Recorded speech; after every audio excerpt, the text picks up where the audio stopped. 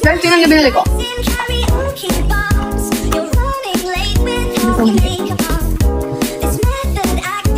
I will bring this to the US because we don't have Spanish. So I will bring the videos. You know, we don't want a wardrobe malfunction videos. Wardrobe malfunction. Ano, nananahi po siya ng gabi. 11 may in-order po siya. Hindi gabi, umaga, 12 a.m. Bumili po siya sa ng panahi po.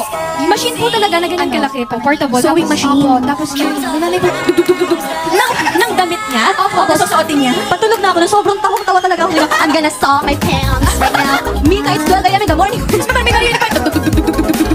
Nagpunta na akong costume party. Halloween party. Hindi ko alam kung susuotin. Pasok. Hindi ko alam kung susuotin ko. Yung background is parang goddess na Filipino. So, case ko kung goddess. Alis ako. Tapos tapos pala yun. Tapos already. Kasi hindi ko alam kung gawin. Parang hindi ko pinakuyong sa sewing machine.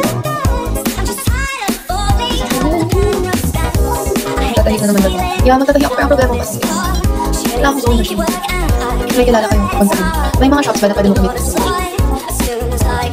Or like, magpapadali na lang ako. Ang gusto ko. Tinahi ni Mr. Top po kasi medyo tinahi niya, o di ba? Saan yan? Anyway. I can now proudly say na umorder po si Mika ng panahi sa Shopee! Kayo din naman pantahi. Si Mika. Si Mika po talaga ng pantahi.